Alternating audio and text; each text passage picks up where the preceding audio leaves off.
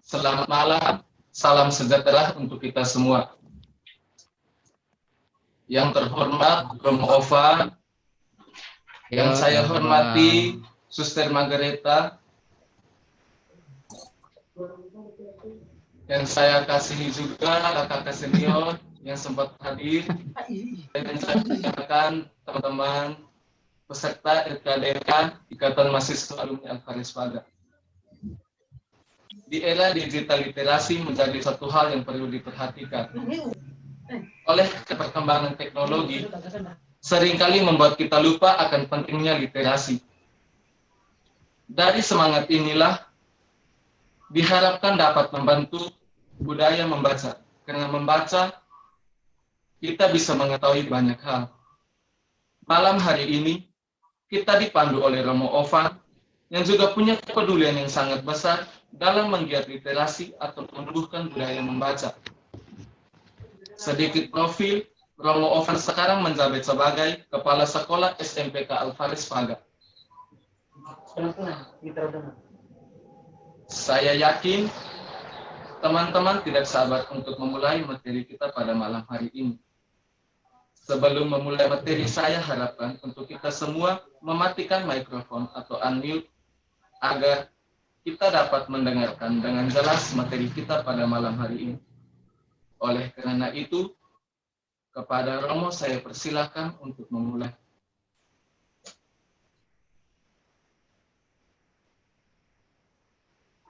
Baik, selamat malam semua. Adik-adik saya, suster. Selamat malam, Romo. Selamat malam, Bapak Romo. Selamat malam semua. Bagaimana kabarnya?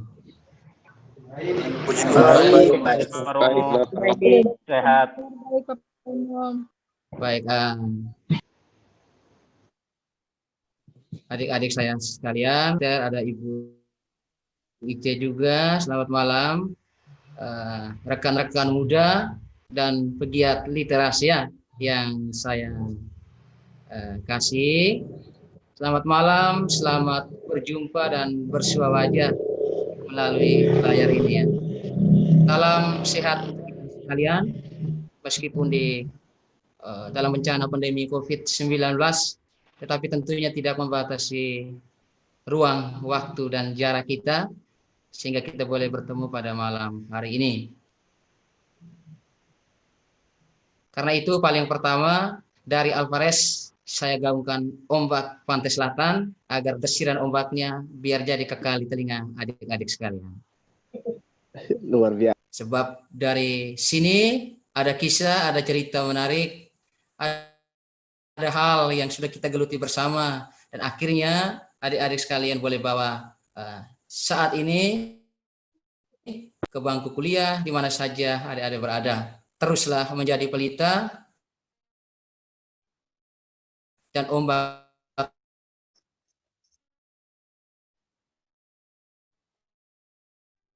memecah kesunyian. Biar dari sini lahirlah secercah harapan yang kekal kepada saya tentang literasi. Ya. Adalah Alfa Kupang boleh mempercayai saya untuk juga ambil bagian dalam memberikan materi tentang ini. Tentunya nanti yang lebih banyak dibicarakan itu adalah soal literasi digital. Soal literasi digital.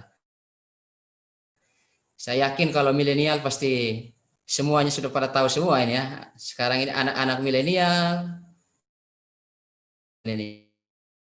Ya. Saya memulai dengan mengutip pernyataan dari kita namanya Nadim Muhajir Effendi bulan September 2017 dia mengatakan demikian. Sejarah peradaban umat manusia menunjukkan bahwa bangsa yang maju tidak dibangun hanya dengan mengandalkan kekayaan alam. Jadi bangsa yang maju itu tidak dibangun hanya dengan mengandalkan alam yang jumlah penduduk yang banyak. bangsa yang besar ditandai dengan masyarakatnya yang literat, ya. Yang literat berarti yang terpelajar. Jadi ditandai dengan masyarakat yang literat. Jadi kekayaan alam, jumlah penduduk yang banyak itu tidak menjamin bahwa bangsa itu maju. Ya. Karena itu bangsa yang besar itu ditandai dengan masyarakat yang literat atau terpelajar, yang memiliki peradaban yang tinggi dan aktif memajukan masyarakat. Bangsa dengan budaya literasi yang tinggi menunjukkan kemampuan bangsa tersebut untuk dapat berkolaborasi, berpikir kritis, kreatif, komunikatif, dan inovatif. Saya yakin semua yang ambil bagian dalam ini sudah sampai pada titik ini ya. Apalagi saya pernah melihat adik Charles pernah menulis sesuatu itu ya, pernah dikirim kepada saya. Jadi sesuatu yang luar biasa. Jadi kita diajak untuk mulai berpikir kritis, ya, menyikapi sesuatu dengan apa yang kita miliki. Ketika kita berpikir kritis, maka kita bisa menilai sesuatu itu apakah penting atau tidak. Ya, dan menjadi investasi yang luar biasa bagi kita di kemudian hari. Ya. Baik, kita sedikit melihat tentang milenial, ya, tentang milenial. Saya mengajak kita sedikit melihat tentang milenial. Ada orang mengatakan saat ini itu adalah generasi milenial. Tapi kita harus ingat, suatu saat kita juga tidak masuk dalam generasi milenial. Maka, ya, menurut para ahli, itu adalah generasi yang saat ini hidup dari tahun 1980 sampai pada 1995, atau pada tahun 2020 ini mereka itu berada dalam kisaran umur 25 tahun sampai 40 tahun. Ayo, coba kalau yang sudah di atas 41 milenial ini. Ya, jadi 25 sampai 40 ya, yang rasa diri. Ya, tapi saya yakin yang pada umumnya kita semua berada di situ ya. Bapak Romo juga masih berada di usia-usia ini ya. Jadi kita sama-sama menjadi manusia milenial, menjadi anak-anak milenial, menjadi mahasiswi milenial. Bahkan suster milenial barangkali ya. Kemudian ada istilah juga remaja milenial ya. Remaja, kaum muda milenial ya. Itu banyak hal yang akan kita terima atau kita nilai dari bagaimana orang mengatakan bahwa kita ini adalah remaja dan kaum muda milenial. Hal yang amat sering menandai bahwa generasi adalah generasi milenial itu dengan alat teknologi ya. Jadi manusia sekarang itu lebih teknologi ya, anak kecil saja masih baik sudah tahu selfie ya, sudah tahu VC, video call ya.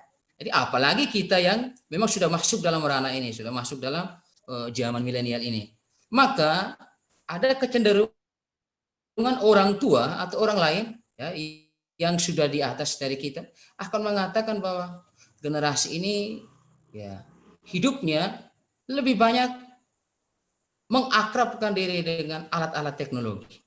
Maka orang tua akan mengatakan kita ya, sadar atau tidak mereka akan mengatakan anak-anak ini hobi selfie melulu. Di dinding Facebooknya selalu muncul foto saja. Ya, selang 1 menit muncul lagi yang baru. Ya. Hidup serbanya online, PC. Kalau kerja susah, tapi kalau pegang HP berjam-jam bisa. Ya. Jadi itu penilaian dari orang-orang yang ada di sekitar kita. Dan yang berikut kita lihat sedikit tentang tantangan bagi generasi milenial. Ya. Sedikit tantangan bagi generasi milenial yang coba saya refleksikan. Jadi paling pertama itu adalah pola hidup bebas. Ya. Tantangan ya, pola hidup bebas. Memiliki kebebasan ya. Kebebasan itu sangat ya subjektif ya. Jadi ada kebebasan yang bersifat kolektif, tetapi lebih banyak bahwa kita selalu berkaitan subjektif. Jadi saya mau ini, mau itu, itu merupakan sebuah kebebasan bagi orang bisa kepada baik, tapi untuk kita itu baik, oke saja, tidak masalah. Maka tantangan bagi kita adalah bebas, sampai kebebasan itu kadang-kadang tidak bertanggung jawab. Nanti setelah selesai dulu ada sesuatu, baru kita menyadari, oh, dan memang penyesalan itu selalu datang kemudian. Tapi ini mau menunjukkan bahwa kita bebas, tapi apakah kebebasan kita itu benar-benar bertanggung jawab, terkontrol, dan terorientasi? Ya, ada fokusnya atau tidak? Ada sesuatu yang kita kejar atau tidak? Ya. Tapi saya yakin kalau kita misalnya sebagai pelajar, ya, kebebasan kita ya oke, menikmati teknologi dengan sekian banyak kecanggihannya, mengalami situasi kampus dengan ya segala hal, fasilitas, sarana-prasarana yang ada, tapi penting juga kita menggunakan kebebasan yang ada, apalagi di era milenial ini, untuk hal-hal yang baik, hal-hal yang bernilai dan membawa perubahan. Ya, itu tantangan yang paling ada, pengaruh gaya hidup hedonisme. Ya. Maunya begini, maunya begitu ya. Yang sebab sekarang lagi dengan tipe yang lebih tinggi, misalnya kita mau pingin yang itu. Ya, misalnya kita melihat sesama kita seperti ini, kita juga mau pingin yang begitu.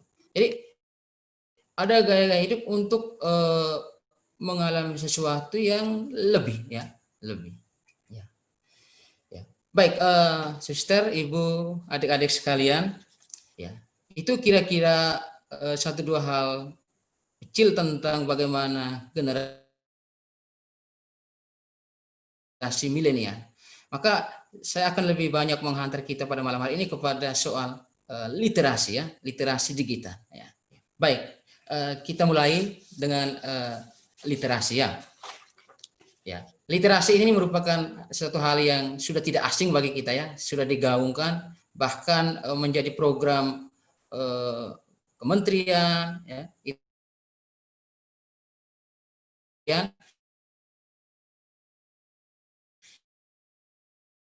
Kita masuk ke sini, kita harus mengetahui literasi. Kata literasi itu asal dari bahasa Latin, ya, literatus, ya, literatus, bukan spiritus, ya, literatus. Literatus itu orang yang sedang belajar, ya, literatus. Ya. Lalu kita lihat ada literat, ya, ada literatus, ada literat. Literat itu terpelajar. Ya, terpelajar. Literatus orang yang sedang belajar, literat terpelajar. Ya. Maka literasi adalah kemampuan seseorang dalam mengolah dan memahami informasi saat melakukan proses membaca dan menulis. Ayo, dari antara kita ini siapa yang rajin membaca? Misalnya satu hari paling kurang satu buku lah. Ya. Saya yakin kalau membaca status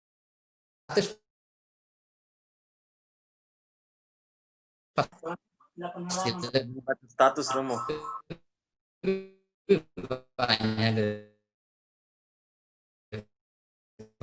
Membaca buku, ya. Ya. Baik. Jadi kemampuan seseorang saat melakukan proses. Ya. Ada pendapat literasi mengatakan demikian. Literasi sebagai kemampuan individu untuk membaca, menulis, berbicara, menghitung, dan memecahkan masalah pada tingkat keahlian yang diperlukan dalam pekerjaan, keluarga, dan masyarakat. Jadi tidak sekedar hanya membaca, tidak sekedar hanya sampai pada bagaimana orang berkomunikasi dengan sesamanya. Ya. Itu literasi. Ya. Ya.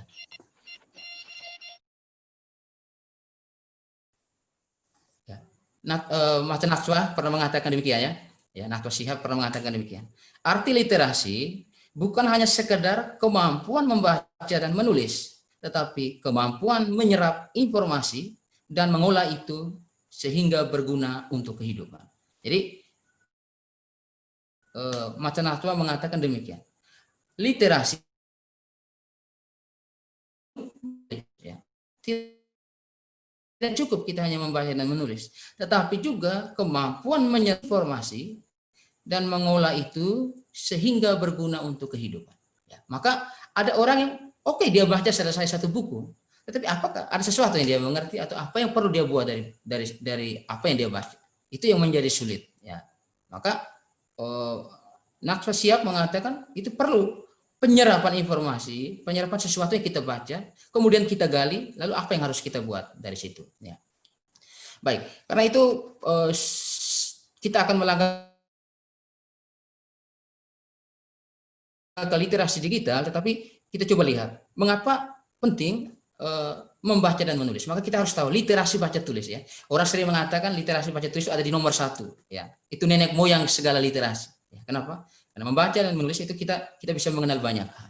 Maka pintu masuk untuk mengembangkan budaya literasi bangsa adalah melalui penyediaan bahan bacaan dan peningkatan minat baca. Jadi kita bisa baca kalau ada sumber. Tapi kalau sumber bacaan tidak ada, mana kita bisa baca? Membaca merupakan kunci untuk mempelajari segala ilmu pengetahuan, termasuk informasi dan petunjuk sehari-hari yang berdampak besar bagi kehidupan.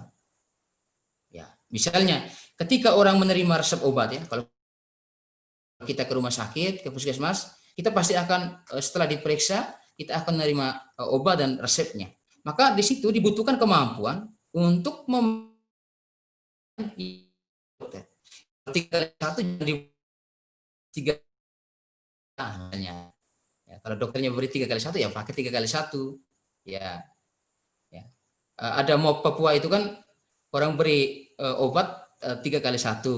Lalu nanti minggu depan baru datang lagi. Tapi ayah ini bilang sebelum masa di mana harus ke dokter lagi, ternyata dokter tanya, kenapa obatnya kok habis cepat? Lalu dia bilang, supaya dokter tahu, saya beri obat ini kasih anak saya itu adalah ya habis dalam 2 hari supaya sembuhnya lebih cepat. Ternyata itu sudah menyalahi, ya seperti itu ya. Maka kemampuan membaca yang baik tidak sekedar bisa lancar membaca. Kemampuan membaca yang baik tidak hanya sekedar kita lancar membaca, tetapi juga kita harus bisa memahami isi dari teks yang kita baca. Tidak hanya sekedar membaca. Kalau membaca semua orang bisa baca. Tapi yang paling penting adalah bagaimana kita bisa memahami dari teks yang kita baca atau isi dari tulisan yang kita baca. Menemukan untuk mengungkapkan sesuatu. Kalau kita membaca, kita akan menemukan kata-kata yang menyentuh misalnya. Ya, kata-kata yang juga menjadi acuan bagi kita untuk membuat sesuatu. Ya, mengembangkannya dalam tulisan, ya, dalam berbicara, ya, dalam berdebat misalnya. Ya. Literasi baca tulis disebut moyang, ya, sebagai moyang segala jenis literasi. Ya. Karena literasi baca tulis juga, ya, itu adalah modal yang dasar bagi kita untuk masuk ke dalam jenis-jenis literasi yang lain. Ya. Maka kita coba masuk ke literasi digital. Ya. Saya kira supaya tidak terlalu ya jauh, kita langsung masuk ke literasi digital. Ya, baik. Indonesia merupakan salah satu negara dengan jumlah pengguna internet terbesar di dunia. Ya. Jadi orang yang menciptakan, tapi kita konsumsi yang paling besar. Ya. Ya. Jadi kita yang memakainya lebih banyak. Ya. Menurut penelitian atau riset yang dibuat oleh Asosiasi Penyelenggara Jasa Internet Indonesia bersama dengan Pusat Kajian Komunikasi ya, Universitas Indonesia, total jumlah pengguna internet di Indonesia per awal 2015 adalah 88,1 juta orang. Jadi bayang, 2015 sudah 88,1 juta orang. Ya. Akan tetapi sesuai dengan riset ya, yang kemudian pada tahun 2017 tercatat ada sebanyak 132 juta pengguna internet di Indonesia. Jadi kenaikan yang luar biasa dari 88 menjadi 132 juta. Dan saya yakin bahwa di tahun 2020 ini apalagi di masa pandemi COVID-19 ini, pasti lebih banyak lagi. Bahkan ribuan pengguna internet. Kita sekalian yang ada saat ini itu adalah orang-orang yang menggunakan internet ya, saya yakin ya. Berkembangnya peralatan digital dan juga akses akan informasi dalam bentuk digital mempunyai tantangan sekaligus peluang. Jadi tidak hanya tantangan, tetapi ada peluang. Tentu kalau kita mau membandingkan bahwa generasi kita ini sudah beda dengan generasi-generasi yang dulu. Ya, itu sangat berbeda dan kita tidak bisa kembali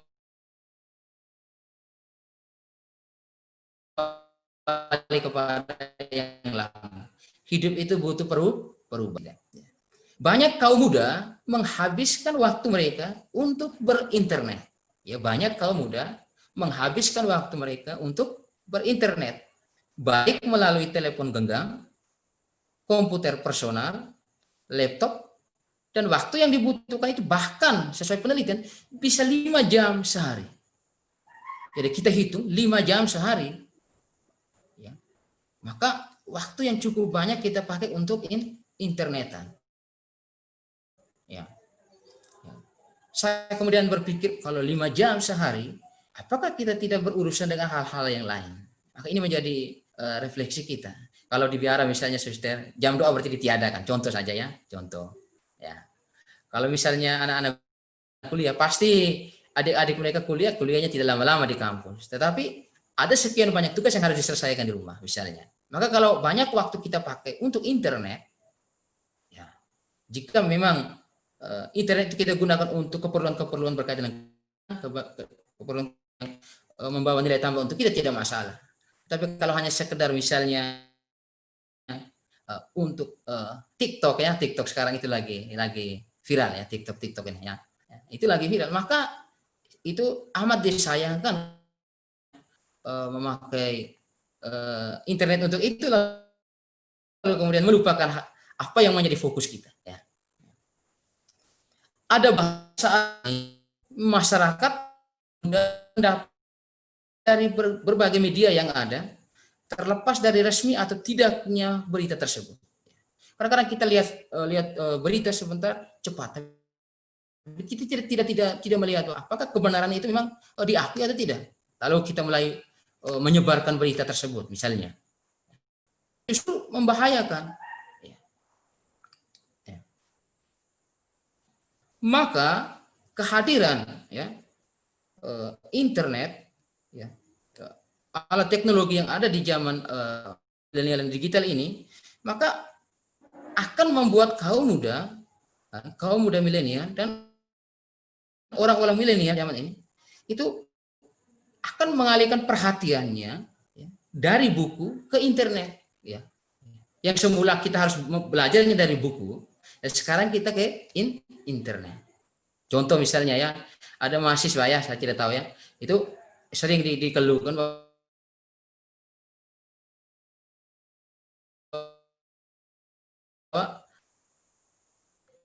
misalnya mengerjakan paper, tinggal copy paste misalnya dari internet, diganti nama. Jadi kita tinggal mencari, mengikuti saja, tinggal menggantikan namanya, ganti 1-2 kata yang ini. Itu kan sebenarnya hal yang kurang baik ya. Jadi kita tidak bisa berkreasi, tidak bisa berinovasi, tidak bisa berpikir yang lebih jauh. Dan apa yang kita tuliskan adalah bahan pemikiran kita sendiri, tapi merupakan hasil dari ulang orang lain. Nah, itu maka sangat disayang. Maka kita tidak bisa berinovasi kalau misalnya kita masih seperti itu. Ya. Ya. Baik, kita lihat literasi digital ya. Kita masih dengan literasi digital. Maka literasi digital itu diartikan sebagai kemampuan, ya, literasi digital kemampuan untuk memahami dan menggunakan informasi dalam berbagai bentuk dari berbagai sumber yang sangat luas yang diakses melalui piranti komputer. Nah, sejak zaman dulu, literasi sudah menjadi bagian dari kehidupan dan perkembangan zaman dulu ya, zaman manusia hanya membaca tanda alam ya. Maka mereka bisa tahu bahwa oh sekian ada ini. Dan kami sekarang ya di Molo ini bulan terang ya. Orang mengatakan, oh ini ika wogi ke pengaka. Nah, jadi tidak ada lagi ikan wogi ya. Karena bulan terang susah, ya, harga ikan naik. Ya. Jadi orang-orang dulu itu membaca dari tanda-tanda alam. Ya. Oh, awannya tebal misalnya kabut, sebentar lagi akan hujan misalnya. Ya. Seperti itu. Kalau kami di Molo memang saat ini ikannya susah ya, karena angin lalu kemudian bulan terang susah bukan main. Ya. Ya. Jadi pada zaman itu juga mereka menulis dengan simbol-simbol atau gambar-gambar ya pada dinding-dinding gua, pada apa saja yang membuat mereka mengerti bahwa akan ada sesuatu yang terjadi dalam hidup mereka. Namun seiring dengan perubahan waktu, ya, kemampuan manusia juga terus berkembang, maka dari tidak mengenal tulisan, ya, jadi orang tidak mengenal tulisan, mereka membaca tanda alam, hingga melahirkan pemikiran untuk membuat kode-kode dengan angka dan huruf, sehingga manusia dikatakan makhluk yang mampu berpikir. Ya, dikatakan sebagai manusia yang mampu berpikir. Ya. Kemudian kalau tidak keliru, kita dengar-dengar cerita dulu atau membaca dalam buku-buku referensi yang kita miliki. Dulu orang kalau kirim surat itu bisa memakai burung ya, burung merpati. Dibahas. Tetapi kita di generasi milenial saat ini itu kita lebih pada teknologi. Kita butuh apa saja ya, 1 menit kirim selesai. Ya. Misalnya kita butuh ikan wogi misalnya, berse misalnya ya, tinggal kirim pesan ke orang tua selesai ya, misalnya. Ya seperti itu ya. Jadi mudah sekali saat ini ya. Maka literasi digital merupakan hal yang penting yang dibutuhkan untuk dapat berpartisipasi di dunia. Jadi bukan berarti kita hanya melihat bahwa literasi digital itu tidak baik, tidak penting. Alat-alat teknologi itu penting. Mengapa? Supaya kita bisa berpartisipasi dengan dunia. Kita bisa mengikuti perkembangan. Kalau tidak nanti kita akan dinilai sebagai orang yang ketinggalan informasi, ketinggalan zaman. Ya, adalah tren-tren anak muda itu anak-anak zaman, beda seperti itu ya. Jadi kita tidak menyalai perubahan, tidak menyalai perkembangan yang terjadi. Dari kita adalah bagaimana sikap kita akan setiap perubahan yang ada. Itu yang saya kira menjadi hal utama yang perlu kita refleksikan. Ya. Baik, suster, ibu guru, adik-adik sekalian, ada beberapa elemen penting atau hal penting yang mungkin kita bisa kembangkan dari literasi digital ya. Ada 8 elemen penting yang bisa kita kembangkan dari literasi digital. Yang pertama itu soal kultural ya. Kultural ya. Jadi pemahaman tentang ragam konteks pengguna dunia digital. Jadi kita harus punya pemahaman bagaimana membaca kemudian menggunakan media yang ada. Jadi itu perlu ada pemahaman. Itu di poin pertama itu kita harus punya pemahaman. Ya.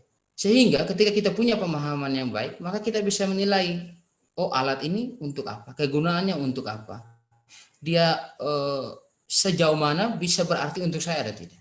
Ya. Lalu kemudian hal yang kedua itu adalah aspek kognitif, daya pikir dalam menilai konten. Aspek kognitif ya. Jadi daya pikir kita dalam menilai konten. Ya. Kadang-kadang kita bisa membuka segala konten yang sebenarnya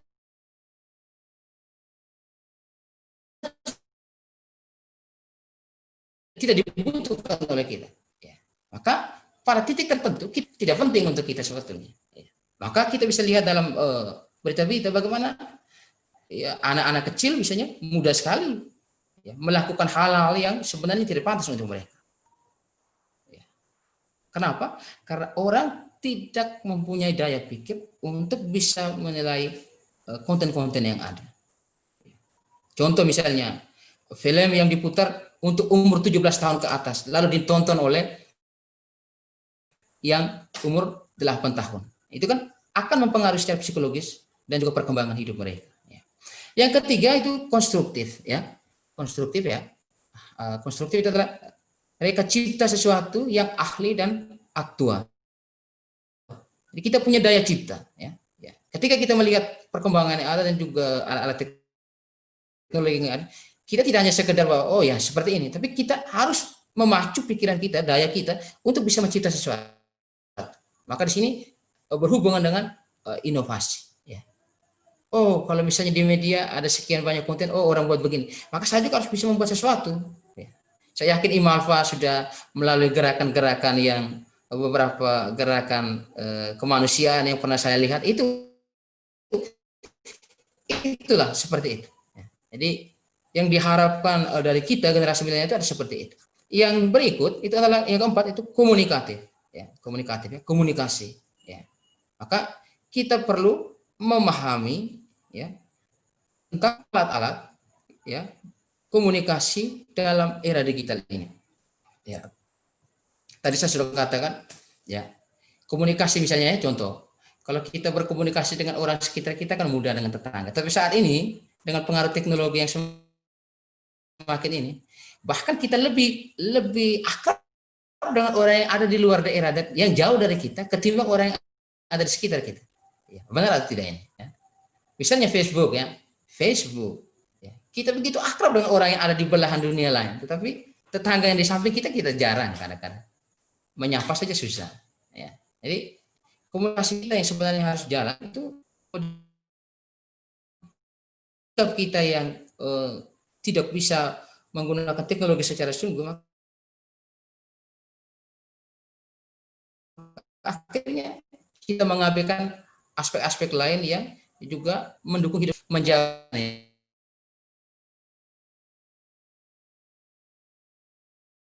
yang jauh. Ya. Kemudian yang berikut adalah kepercayaan diri yang bertanggung jawab.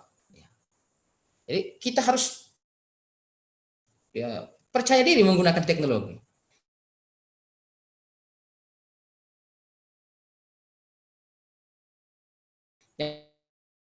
Sampai ditekan bingung misalnya. Nah, disuruh ini kita bingung ya. Adaptasi dengan perkembangan yang ada dan perubahan. Nah, ini kritis berarti kita harus bisa menyikapi konten itu bernilai atau tidak untuk kita. Konten itu ada nilai tambah atau tidak untuk kita. Ya. Kita juga bertanggung jawab secara sosial. Ya, ketika kita misalnya menyampaikan konten-konten tertentu, kita harus menerima risiko. Ya.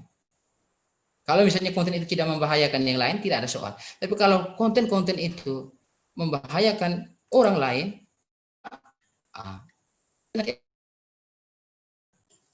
di sesuatu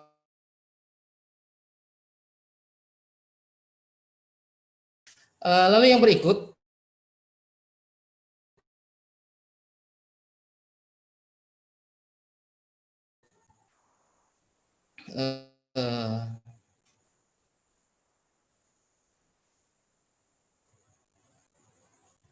ini bagian catatan akhir dari saya untuk kita ya. Kita hidup kita, panggilan kita itu harus berkualitas ya. Kita harus berkualitas.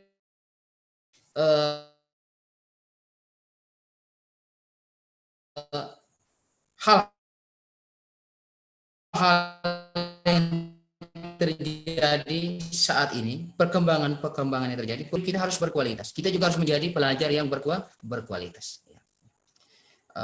Seorang sastrawan mengatakan demikian, Pramudia Anantatur dia mengatakan demikian. Orang boleh pandai setinggi langit, ya, orang boleh pandai setinggi langit, tetapi selama ia tidak menulis, ia akan hilang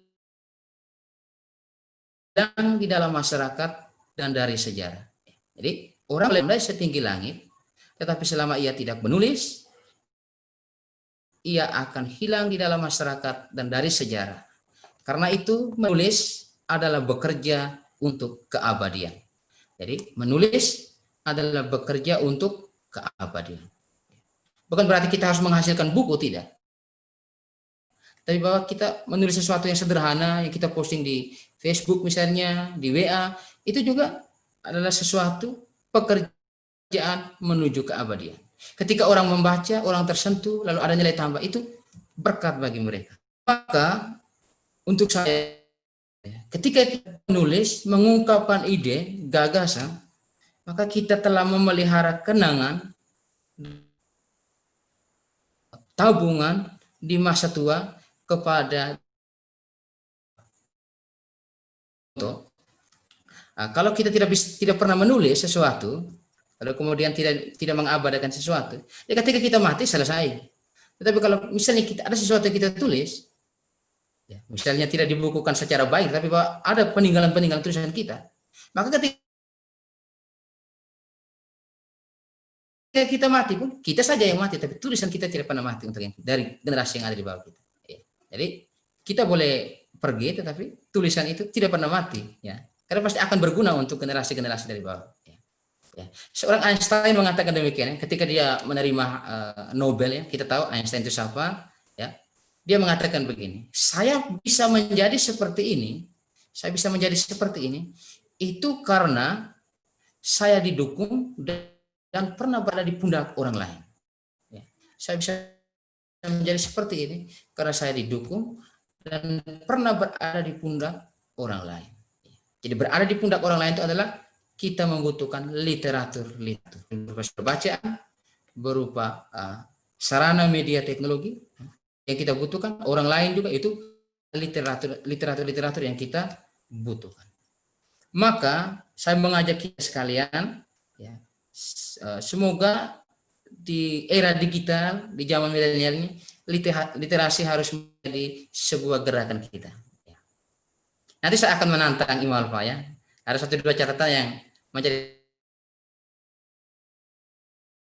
Imam Alfa. Dan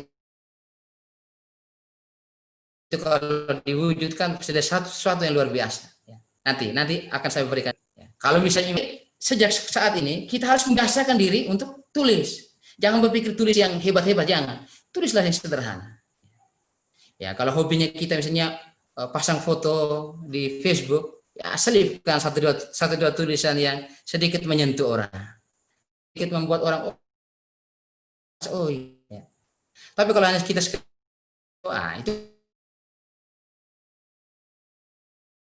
kan, ya, maka misalnya ketika kita memasang foto, tulislah sesuatu, ya, coba ditulisnya. Ya, jadi seperti itu, ya. Jadi kita mulai membiasakan diri untuk tulis. Ya. Kenapa kita selalu merasa bahwa susah bukan main tulis? Karena kita tidak pernah mencoba. Itu. Orang tidak bisa membawa kendaraan misalnya, tidak berbuat sesuatu karena mereka tidak pernah mencoba. Tapi kalau mereka berani mencoba, mereka akan tahu. Mencoba itu tidak satu kali, berkali. Tapi berani mencoba. Salah itu kemudian. Yang penting kita berani untuk mengungkapkan ide, gagasan, dan menilai sesuatu. Itu yang penting. Maka di sekolah juga saya selalu menggaungkan ini kepada para peserta didik dan juga para guru pegawai. Saya bilang begini, jangan pernah berhenti untuk memulai dan jangan pernah memulai untuk berhenti.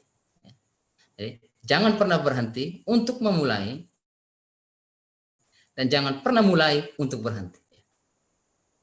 Kita sekarang itu sudah dimudahkan dengan banyak hal, maka saya kira suatu kesulitan. Jadi gagal, jatuh, tidak bisa itu pasti ada. Tetapi kalau kita terus mencoba, maka kita juga bisa akan menjadi penulis-penulis yang kemudian mengabadikan, bukan untuk sesuatu yang luar biasa, sekurang-kurangnya kita bisa mengabadikan hidup kita sendiri melalui tulisan tentang hidup, panggilan dan perjalanan hidup kita.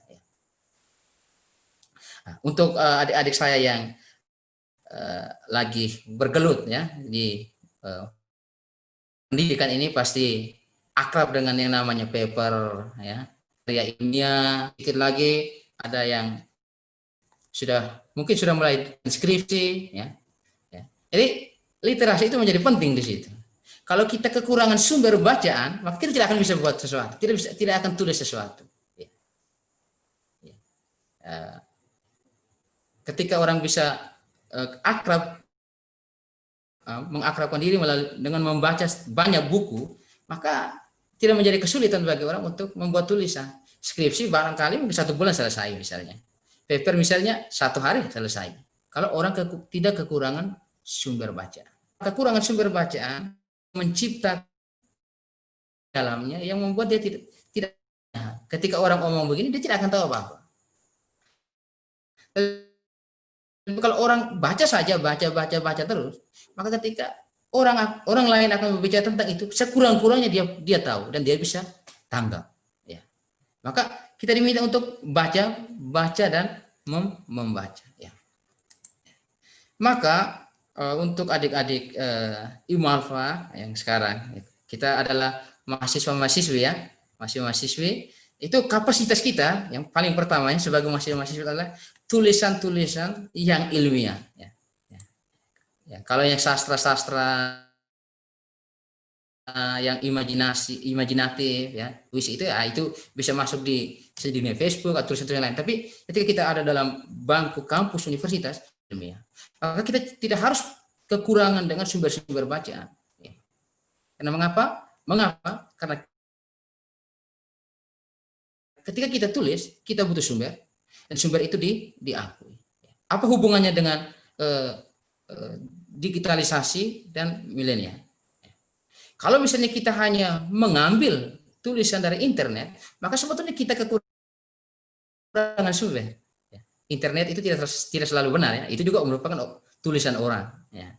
Maka mending kita mengambil sumber bacaan yang jelas isinya ya. Ada satu resep untuk kita, misalnya kita belajar, kita sama-sama ya sedang belajar menulis. Mengapa susah bukan main kalau kita menulis ya? Karena kita terlalu dipengaruhi dengan daya pikir kita. Susah, bagaimana mulai kata pertama bagaimana?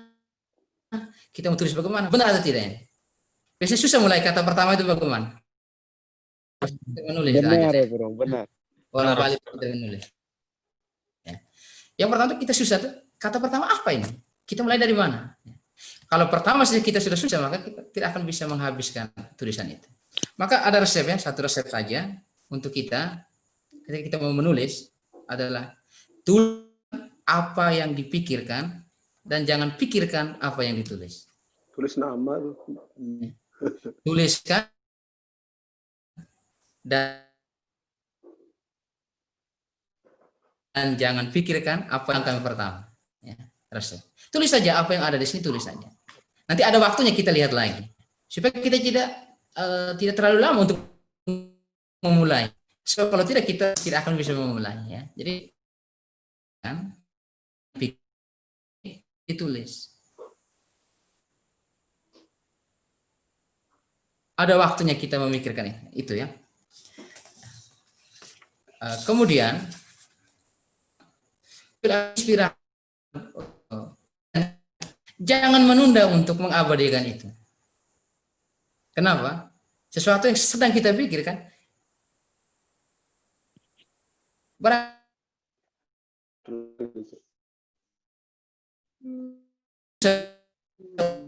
untuk nanti terulang.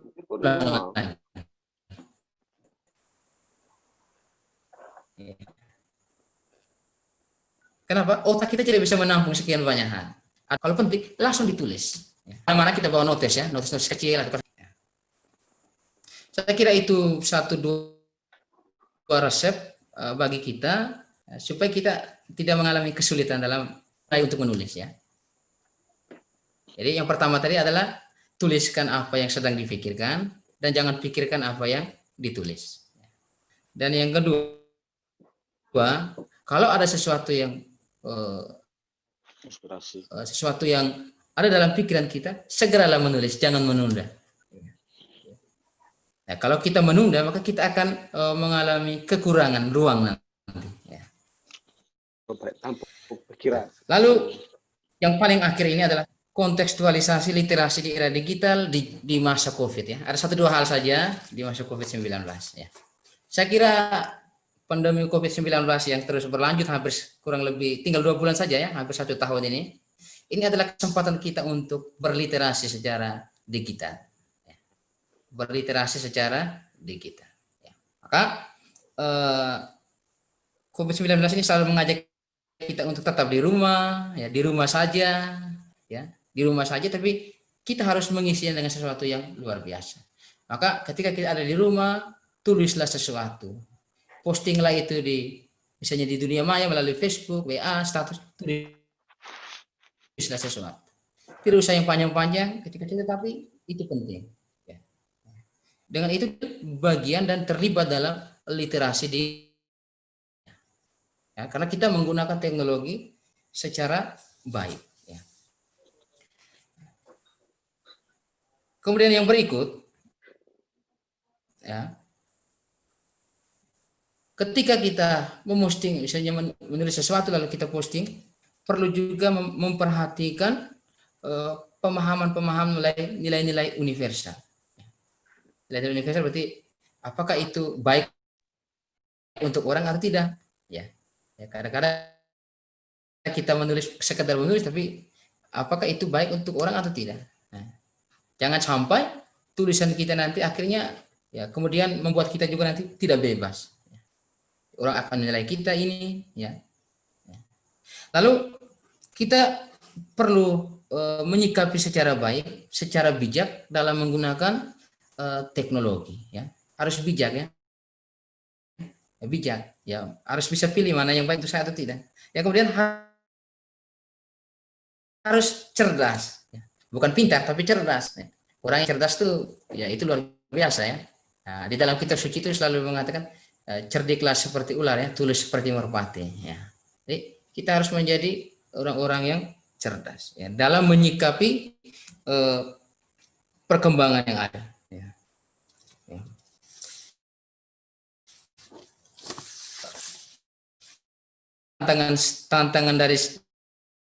Tantangan dari saya untuk Imalfa, ya.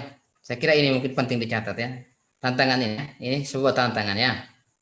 Yang pertama, jika dimungkinkan, ya, Imalfa ini kan sudah berjalan kurang lebih 3-4 tahun, ya. Kalau saya tidak keliru, ya, 3-4 tahun. Ya. Siap. Ya. Ini tantangan saya, yang pertama. Kalau misalnya dibuat, maka nanti akan menjadi luar biasa.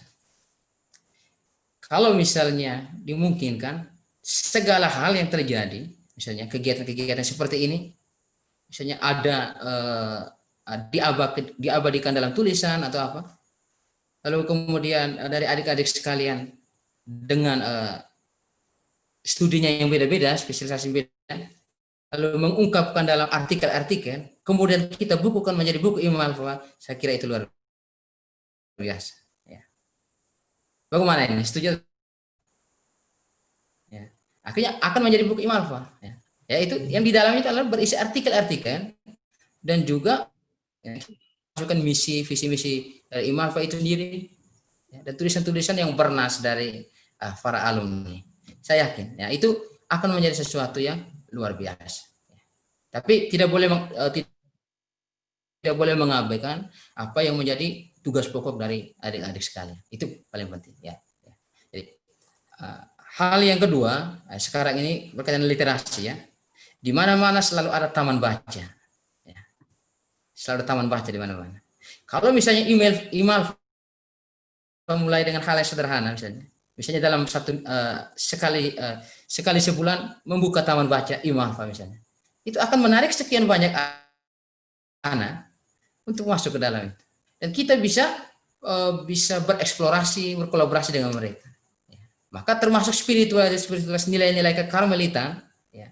Mungkin Romo Benis kemarin sudah mengatakan itu kita bisa wariskan kepada anak-anak itu. Ya. Jadi kurang lebih ada 2 tantangan ini, dan untuk di bagian buku tadi itu bisa menjadi income untuk Imalfa. Ya.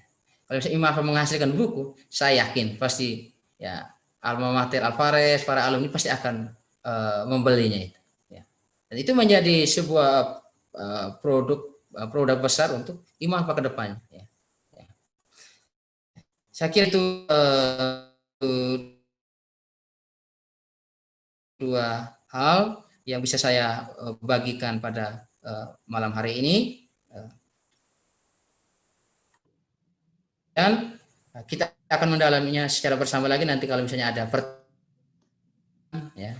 itu kita akan dalami bersama. Itu saja yang bisa saya bagikan malam hari ini. Kurang dan lebihnya kita sama-sama ya nanti akan berbagi dalam sesi tanya jawab. Oke, selamat malam. Terima kasih Bapak Romo. Baik, terima kasih Romo karena telah membawakan materi yang sangat luar biasa pada malam hari ini. Mungkin selama ini kita ingin sekali menulis, tapi karena kurangnya pemahaman kita, sehingga kita tidak tahu harus mulai dari mana. Jadi saya berikan kesempatan kepada kita semua, baik suster, bapak atau ibu guru, serta teman-teman semuanya untuk bertanya. Jadi sesi pertanyaan dibagi menjadi 2 sesi. Sesi pertama dibatasi 3 penanya, dan sesi kedua dibuka seluas-luasnya. Langsung saja saya membuka sesi pertama. Untuk teman-teman saya berikan kesempatan untuk bertanya. Saya. Woi Sinta, ayo, woi ngeri ya. Ayo. Untuk teman Sinta saya berikan Oh kesempatan. Sinta ini pernah mengirim tulisan ini ya, pernah mengirim ke saya 1-2 tulisan. Ya. Selamat malam Pak Promo, selamat malam Suster, selamat malam untuknya. Malam. Terima kasih atas waktu dan kesempatan yang telah diberikan kepada saya. Saya itu bagaimana cara membangun budaya literasi di kalangan para pemuda milenial. Terima kasih.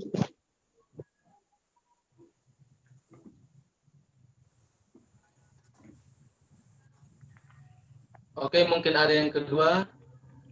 Saya kakak. Siapa? Oh, Sebutkan nama. Oh, Nama saya Aldo. Agustinus Rivaldo. Ya. Ya.